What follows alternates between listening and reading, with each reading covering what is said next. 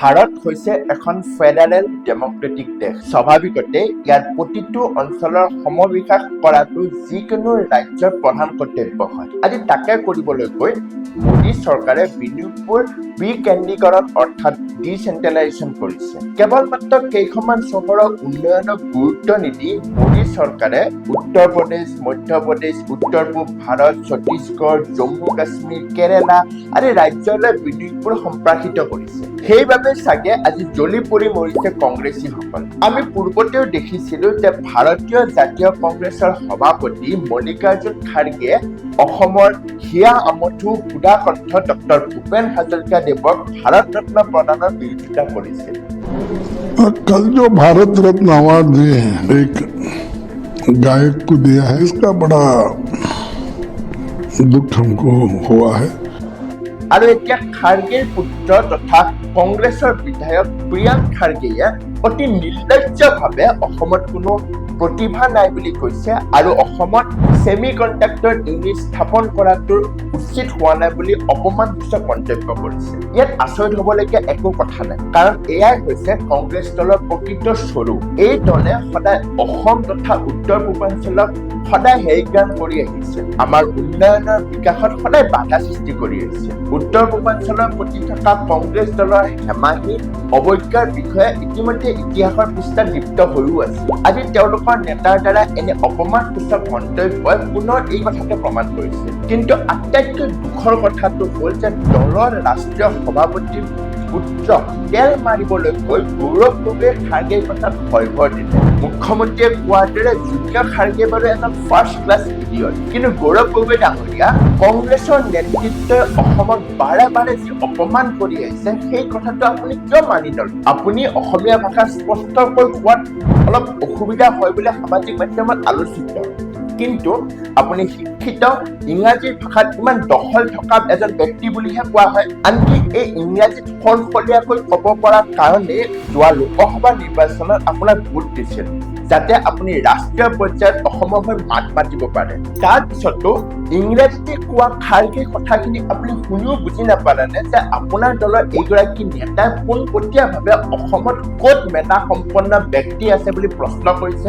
অসমীয়া যুৱক যুৱতীৰ দক্ষতাৰ সময়ত তেওঁলোকে এক যি মন্তব্য কৰিছে সেই মন্তব্য আপুনি কেনেকৈ বুজি নাপালে? আপুনি খাৰ্গে ডাঙৰীয়া সমৰ্থন কৰিবলৈ গৈ চালে বোৰে কিছুমান কথাই কোৱা দেখিলো। ৰাজনৈতিক স্বাৰ্থৰ বাবে নিজৰ মাতৃভূমিক কোনোবাই অপমান কৰিলে মাতৃভূমিৰ মান সন্মান জনাঞ্জলি দিবলৈ সাজু হ'ল, তেনেদৰে আপুনি কেনেকে থাকিব পাৰে? গৌৰৱ গগৈ ডাঙৰীয়া, আপুনি চাগে পাহৰি গ'ল যে অসমীয়াত এষাৰ কথা আছে, জননী জন্মভূমি স্বৰ্গদেৱী গৰিয়সী। গতিকে জন্মভূমি এনে অপমান আপুনি কেনেকৈ সহ্য কৰিব পাৰে? এতিয়া হৈছে এটা বেলেগ কথা কয়। তেওঁলোকৰ মতে যে কোম্পানীবোৰে কৰ্ণাটকত এই ছেমি কণ্ডাক্টৰ ইণ্ডাষ্ট্ৰী স্থাপন কৰিব বিচাৰিছে। এই কথাষাৰ সম্পূৰ্ণৰূপে মিথ্যাচাৰ আৰু তথ্যৰ পৰা বহুত আঁতৰত। উদাহৰণস্বৰূপে মই এটা কথা ক'ব বিচাৰিছো, মোদী চৰকাৰে নতুনকৈ ঘোষণা কৰা ECM প্লেণ্ট অৰ্থাৎ ইলেক্ট্ৰিক কম্পনেণ্ট মেনুফেকচাৰিং প্লেণ্টবোৰ ক'ত স্থাপন হ'বলৈ গৈছে তাক এবাৰ চাই লওক। মুঠ 7টা ECM মেনুফেকচাৰিং প্লেণ্টৰ 5টাই হ'বলৈ গৈ আছে কংগ্ৰেছ সহযোগী দল DMK শাসিত তামিলনাডুত। Ironically Kaynes circuit India private limited নামৰ যি কোম্পানী এই কামটো কৰিবলৈ গৈছে সেই কোম্পানীটো আকৌ কৰ্ণাটকতে অৱস্থিত।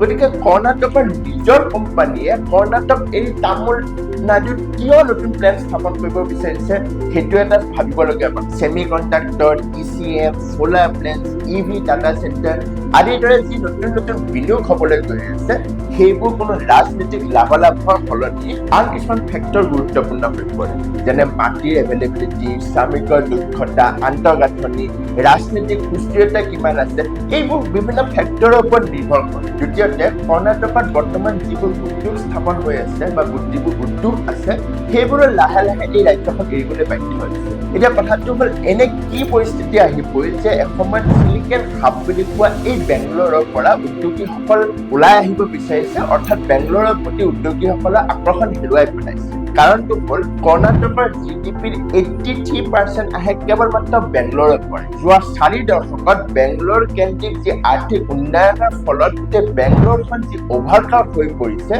তাৰ বাবে আন্তঃগাঁথনিয়ে ইয়াৰ বহন ক্ষমতা একদম হেৰুৱাই পেলাইছে। মাটিৰ অভাৱত নতুন উদ্যোগৰ বাবে প্ৰয়োজনীয় মাটিৰ দাম বহুত বাঢ়ি গৈছে। পানী, বাসস্থান, যাতায়াত সকলোৰ প্ৰতি প্ৰভাৱ পৰিছে। এই কথা বিভিন্ন কোম্পানীয়ে ইতিমধ্যে অসন্তুষ্টিও প্ৰকাশ কৰিছে। কিন্তু কংগ্ৰেছ চৰকাৰে নিজৰ গাফিলতিক খিঠি দি কেৱল মাত্ৰ ভিক্টিম কাৰ্ডহে খেলিবলৈ আৰম্ভ কৰিছে। কংগ্ৰেছৰ নেতা এজনৰ এনেকুৱা মন্তব্য অসম বা ভাৰত কংগ্ৰেছৰ কোনো এগৰাকী নেতা বা আনকি এজন সাধাৰণ প্ৰাথমিক সদস্যইও বিৰুদ্ধাচৰণ নকৰাটোৱে প্ৰমাণ কৰি পেলাই যে অসমক অতি অনাগ্ৰহ ৰাজ্য হিচাপে ৰখাটো কংগ্ৰেছৰ অফিচিয়েল ষ্টেণ্ড। কংগ্ৰেছে বাৰু বাদ দিলে, কিন্তু সততে সামাজিক মাধ্যমত অসমীয়া তথা অসমীয়াৰ স্বাৰ্থত সৰব হৈ থকা আমাৰ কিছু বীৰ বীৰাংগনাসকলে খাৰ্গে এই অসম বিৰোধী যি মন্তব্য কৰিলে তাৰ ওপৰত কোনো ৰচনা কিয় নিলিখিলে, সেয়াহে আচলতে আচৰিত কথা।